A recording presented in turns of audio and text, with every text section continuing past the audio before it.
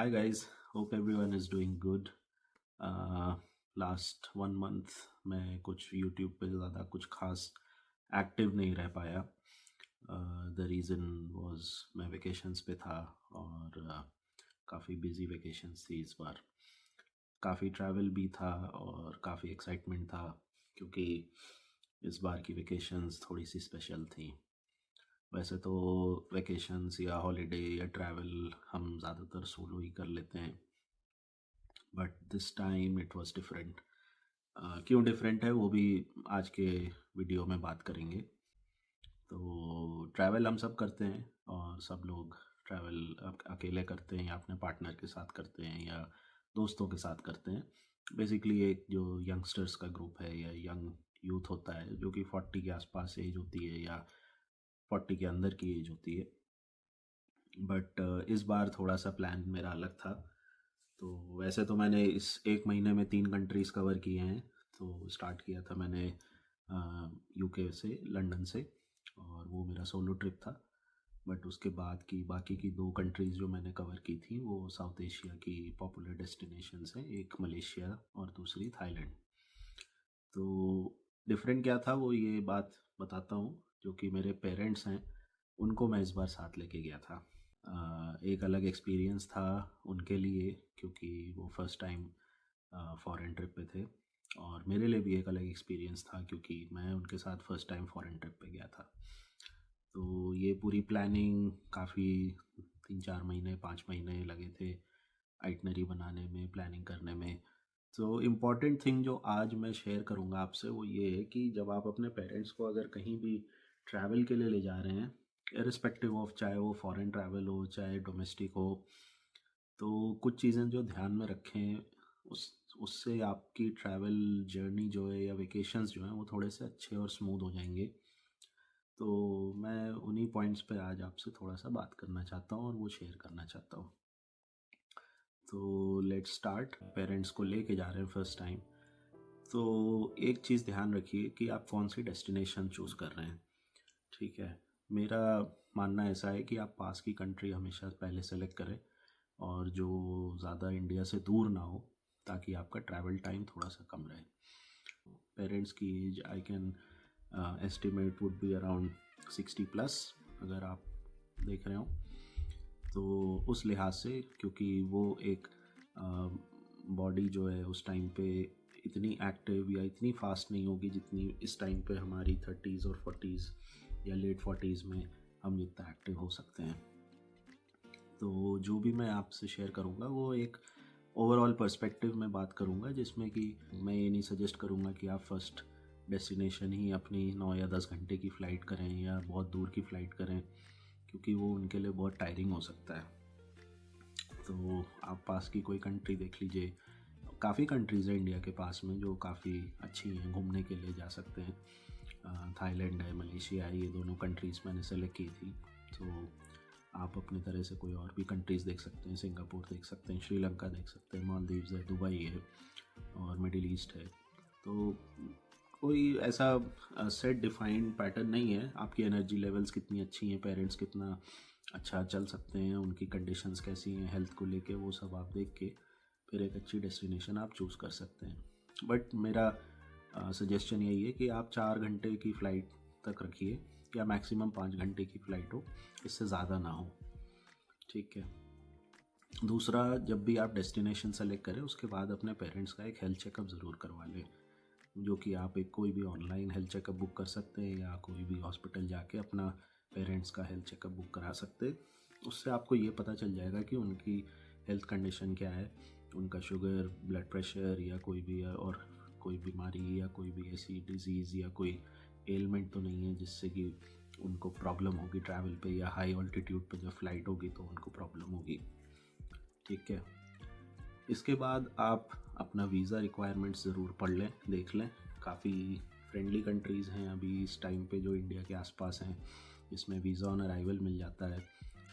फिर आपको मैं सजेस्ट करता हूँ कि फ़्लाइट की बुकिंग्स, तो फ़्लाइट की बुकिंग्स में आप बेसिकली सीट्स देखें कि साथ में सीट्स लें, और आयल सीट अगर मिल सकती तो वैसा रखें ताकि उनका लेग कंफर्ट ज़्यादा हो, स्पेस ज़्यादा हो। और टाइमिंग्स फ़्लाइट की ज़रूर देख लीजिए। जैसे मेरी फ़्लाइट जो मलेशिया के लिए थी इंडिया से, वो रात में थी अराउंड 11:30 और सुबह वो 5 बजे मलेशिया पहुंच रही थी। तो हमारी ये लेट नाइट जर्नी थी जिसमें बेसिकली आई वुड से कि आप घर से ही खा के आइए डिनर अपना, या ऐसा पैक करके आइए जो आप फ़्लाइट में भी खा सकें, सो दैट खाने के बाद आप सो सकें फ़्लाइट में। ठीक है, क्योंकि रात की फ़्लाइट है तो आपको बाहर व्यूज़ तो कुछ ऐसे खास मिलने नहीं है, तो you can take rest in that flight and when you are landing in Malaysia उस टाइम पे फिर आप अपना जग के और फिर रेडी हो सकते हैं।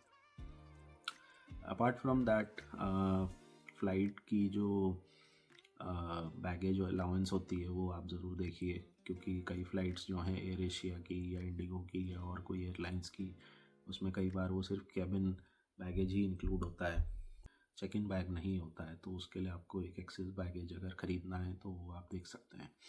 प्लस मेडिकेशंस आप कैरी करिए साथ में, बॉक्स बना लीजिए या पाउच बना लीजिए, जिप बैग बना के रख लीजिए जिसमें आप अपने डेली बेसिस के कुछ मेडिकेशंस रख सकते हैं, जैसे फीवर है, डायरिया है, या कफ कोल्ड फीवर, इस टाइप की जो चीज़ें कॉमन चीज़ें जो आपको हो सकती हैं एक नए कंट्री में जाते के टाइम, उस टाइम पे आप कर सकते हैं, वो लेके चल सकते हैं ताकि आपको इमीडिएटली आप यूज़ कर सकते हैं।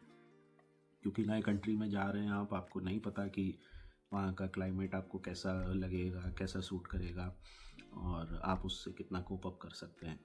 ठीक है, 3 पॉइंट अभी तक हमने डिस्कस करें। फर्स्ट पॉइंट है आपका हेल्थ चेकअप कराना पेरेंट्स का, दूसरा डेस्टिनेशन सेलेक्ट करना, और तीसरा है आपका फ़्लाइट। तो ये 3 चीज़ें आपकी मैं कवर कर चुका हूँ, 3 पॉइंट्स। फोर्थ पॉइंट पे आने के टाइम पे मैं बोलूँगा कि होटल सिलेक्शन। तो यंगस्टर्स या बाकी यूट्यूब या ब्लॉगर्स जो हैं वो काफ़ी ज़्यादा हॉस्टल्स प्रेफर करते हैं या एयरबीएनबीज प्रेफर करते हैं या बजट प्लेसेस प्रेफर करते हैं।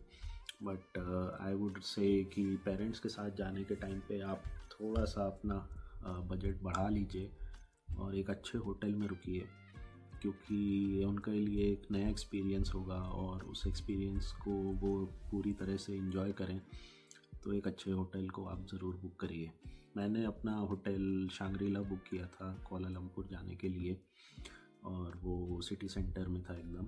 और थाईलैंड में मैंने चेट्रियम रिवर साइड बुक किया था। ये दोनों ही अच्छे 5 स्टार होटल्स हैं। तो मैं ये नहीं कह रहा कि आप 5 स्टार ही बुक करिए, बट आपका जैसा बजट है आप उसके अकॉर्डिंग करिए। बट ऐसा रखिए कि आपके पेरेंट्स को वो कंफर्टेबल हो और वो होटल सिटी के अंदर हो। ठीक है, सिटी सेंटर के अंदर हो और मोड ऑफ ट्रांसपोर्टेशन से अच्छे से कनेक्टेड हो। ठीक है, ताकि आपकी कम्यूट जो है वो कम रहे, इजी रहे, टाइमिंग ज़्यादा ना हो ट्रैवल के लिए, और अच्छे सारे लैंडमार्क से वो इजीली कनेक्टेड हो, चाहे मेट्रो हो, ट्रैम हो, ट्रेन हो या बस हो। इन चीज़ों का आप ध्यान रखिए।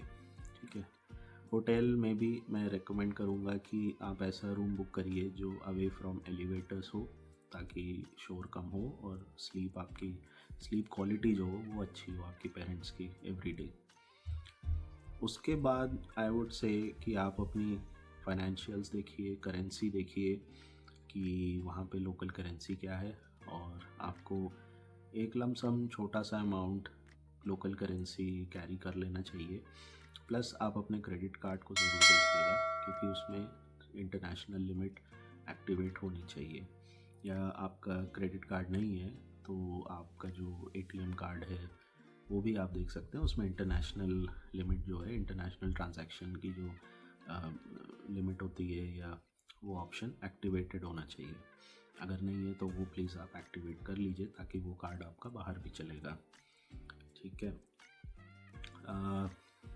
इसके बाद आई वुड से कि लोकल करेंसी क्या है वो आप ज़रूर थोड़ी सी चेंज करा के रखिए, क्योंकि आप जब पहुँचेंगे वहाँ पे तो एयरपोर्ट पे रेट्स जो हैं वो बहुत अच्छे नहीं मिलते हैं कहीं भी, वो बहुत कम रेट होता है कन्वर्जन रेट जो होता है।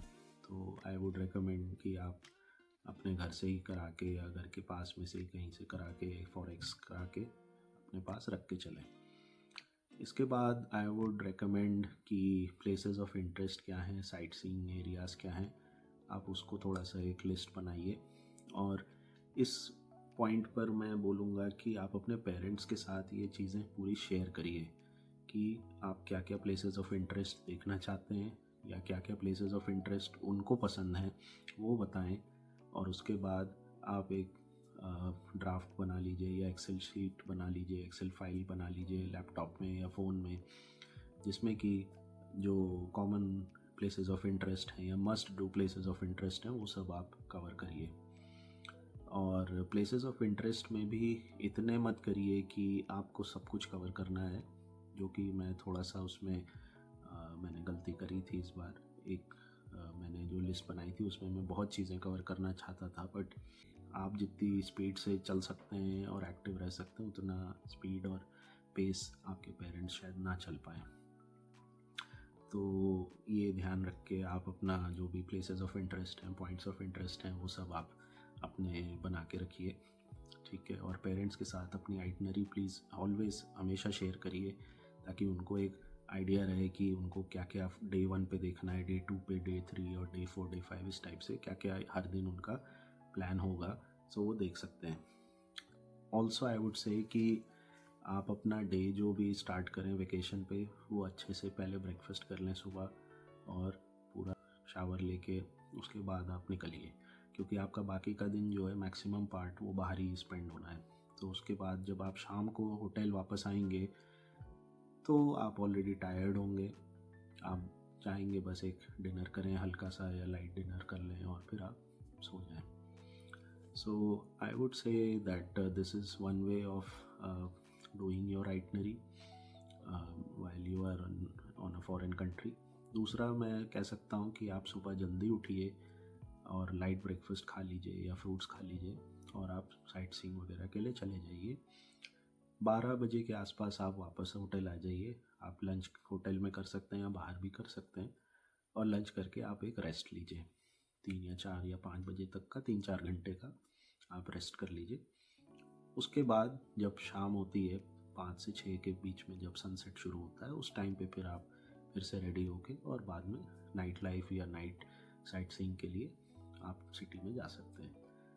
तो उस तरह से आपकी बॉडी को भी रेस्ट मिलेगा, प्रॉपर आपको आराम मिल जाएगा, ब्रेक मिल जाएगा, और आप थोड़ा सा शायद ज़्यादा कवर कर पाएंगे, डे और मॉर्निंग का भी एक्सपीरियंस ले पाएंगे और रात का भी एक्सपीरियंस ले पाएंगे, दोनों तरफ से।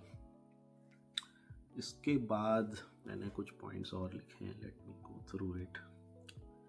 हाँ, जहाँ भी आप ट्रैवल कर रहे हैं तो उसमें आप एक चीज़ और देखिएगा कि ये अडाप्टर ज़रूर रखिएगा, ठीक है। ये अडाप्टर है और ये मैंने अमेज़ॉन से ऑर्डर किया था इंडिया में ही, जिसमें कि ये अमेरिकन स्टाइल पिन भी है, European style, UK style pin भी है, और यहाँ पे ये मल्टीपर्पज़ पॉइंट्स हैं जो कि ये हर जगह काम आएंगे, किसी भी प्लग में फिट हो सकते हैं।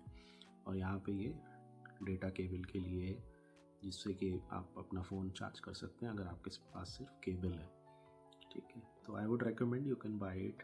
आई एम नॉट सेइंग आप इसी को बाय करिए, बट ये आपका ये ट्रैवल यूनिवर्सल अडाप्टर है, ठीक है। ये आप कैरी करिए हमेशा। सेकेंडली आई वुड से आप अपना सिम कार्ड वगैरह रोमिंग पे ले सकते हैं। इंडिया से जब आप चल रहे हो तभी आप इंटरनेशनल रोमिंग करा सकते हैं एक्टिवेट, और अगर नहीं तो ई सिम आता है। ई सिम के बहुत सारे वेंडर्स हैं, आप कोई भी वेंडर से अपना ई सिम ऑनलाइन परचेज़ कर सकते हैं। I keep switching different vendors. मैं किसी को रेकमेंड नहीं कर रहा हूँ, क्योंकि वो मैं किसी का प्रमोशन नहीं कर रहा हूँ वेंडर का ई सिम के लिए। तो आपको जो ठीक लगे, आपका जो बजट हो, आपको जो रिक्वायरमेंट्स हो, आप उस तरह से कोई भी ई सिम ले सकते हैं। और ये आप इंडिया से ही ई सिम ख़रीद के अपने फ़ोन में एक्टिवेट करके चल सकते हैं। जैसे ही आप वहाँ पे लैंड करेंगे आपका ई सिम जो है वो एक्टिवेट हो जाएगा।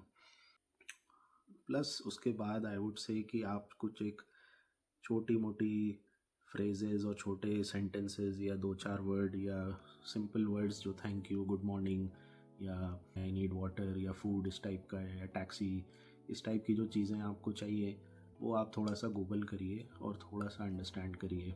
बहुत सारे यूट्यूब वीडियोस हैं जिसमें कि आपको देखने को मिल सकता है कि कॉमन फ्रेजेस, किसी कंट्री में आप जाते हैं तो कि कुछ ख़रीद रहे हैं तो आप पूछते हैं कि हाउ मच, वो हाउ मच को आप उस लोकल लैंग्वेज में भी पूछ सकते हैं।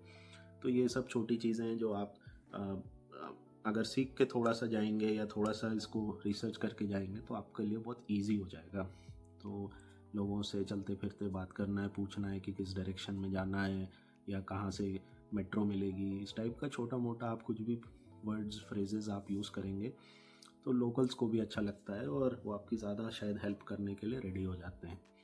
प्लस जैसे आप टैक्सी में जा रहे हैं या कहीं भी आप ऑटो में हैं तो आप वहाँ पे good morning, good night, good evening, thank you, ये सब आप लोकल लैंग्वेज में बात करते हैं तो उससे एक पॉजिटिव इम्पैक्ट भी पड़ता है। प्लस सामने वाले को ये भी लगता है कि हाँ ये थोड़ा सा जानता है हमारी लैंग्वेज को, तो वो आपसे शायद थोड़ा ज़्यादा पैसा ना ले। ज़्यादातर यही होता है कि लोग पैसे ज़्यादा ले लेते हैं क्योंकि वो जानते हैं कि ये तो टूरिस्ट है, इसको कुछ भी नहीं पता है या कोई लैंग्वेज नहीं आती इसको हमारी समझ में। तो इस तरह से आप थोड़ा सा अपने को गेम अप आप अपना कर सकते हैं, लेवल अप कर सकते हैं। सो आपको ज़्यादा पैसे शायद चार्ज ना करे जाएं। प्लस आपको ये और चीज़ ध्यान रखनी है कि वहाँ का कल्चर कैसा है जिस कंट्री में आप जा रहे हैं। तो अगर आप किसी मिडिल ईस्ट कंट्री में दुबई या कतर या कुवैत इस टाइप से सऊदी अरेबिया जा रहे हैं तो वहाँ पे आपको जानना होगा या पढ़ना होगा पहले से कि वहाँ पे उनका कल्चर क्या कहता है।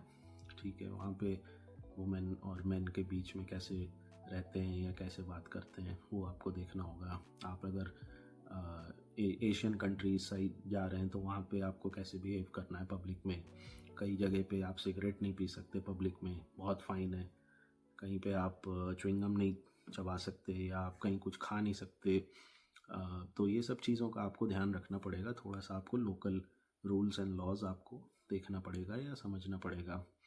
इसकी कोई रूल बुक नहीं है बट आई वुड से कि आप यूट्यूब में ही वीडियोस को देख लीजिए जिसमें कि जो लोग पहले गए हुए हैं, तो उससे आपको काफ़ी कुछ आइडिया हो जाएगा कि आपको क्या करना है क्या नहीं करना है।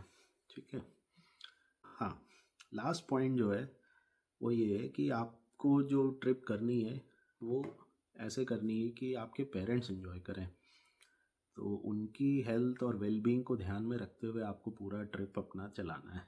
हम जैसे सोलो ट्रैवल करते हैं तो हम ऐसे ट्रैवल करते हैं कि हम एक दिन में 10 चीज़ें देख लें, 10 साइट सीइंग कर लें या बहुत सारे वीडियोस और शॉर्ट्स और ये सब रिकॉर्ड कर लें।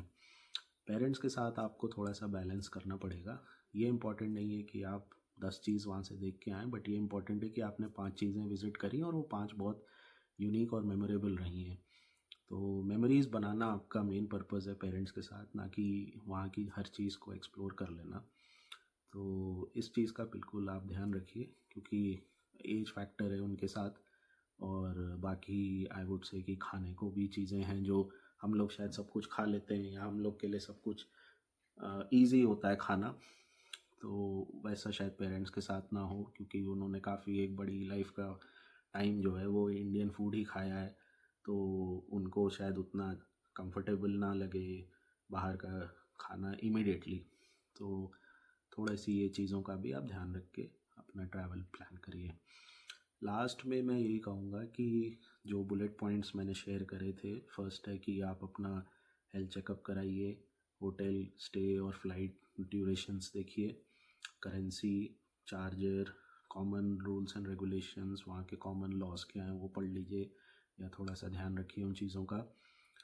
और कहीं भी कोई भी आप विज़िट कर रहे हैं प्लेसेस तो वहाँ पे क्या कपड़ा पहन के जाना है। कई टेम्पल्स हैं, कई श्राइन्स हैं, कई मॉस्क हैं, कई चर्चेज़ हैं जहाँ पे कपड़ों को लेके थोड़ा सा आपको ध्यान रखना होता है कि आप शॉर्ट्स नहीं पहन सकते या आपके शोल्डर्स विजिबल ना हो या आपको हेड अपना कवर करना पड़ेगा। तो इन सब चीज़ों का आपको थोड़ा सा ध्यान रखना पड़ेगा और ये सब आपको पहले से थोड़ा पता होना चाहिए। In terms of other things like shopping, last में मैं ये कहूँगा कि I would recommend going to local markets क्योंकि मॉल इंडिया में भी बहुत बड़े बड़े हैं, बहुत सारे मॉल हैं। मॉल से शॉपिंग करने का कोई लॉजिक नहीं है अनलेस आपकी इच्छा हो कि हाँ मैं मॉल में ही शॉपिंग करूँगा तो ठीक है आप करिए। बट लोकल मार्केट में जाके आप जो शॉपिंग करेंगे तो आपको ज़्यादा उसमें अच्छा लगेगा, ज़्यादा एक्सपीरियंस होगा। ज़्यादा चीज़ें आप देख पाएंगे और आपको लोकल सुवेनियर्स और वो सब ख़रीदने का भी ज़्यादा अच्छा चांस मिलेगा और कम दाम में भी मिलेगा। तो यही सब चीज़ें हैं जो I would like to share with you. And आप बाकी आपको कोई भी गाइडेंस चाहिए हो या कोई एडवाइस चाहिए हो तो let me know in the comments. And I am always here to help you and everyone about traveling and about food and any other planning things if you want. Soon I'll share my Malaysia and Thailand videos, vlogs and shorts. थोड़ा सा time दीजिए, अभी भी मैं hotel में ही हूँ, बाहर हूँ, तो slowly and steadily I'll share everything with you, but I thought this is very important. So ये आप लोग देखिए और शेयर करिए, और आप कोई और फीडबैक अगर मैंने कुछ मिस आउट करा हो तो please let me know. So I am open to feedback also. So thank you for watching and see you soon in the next video. Bye guys.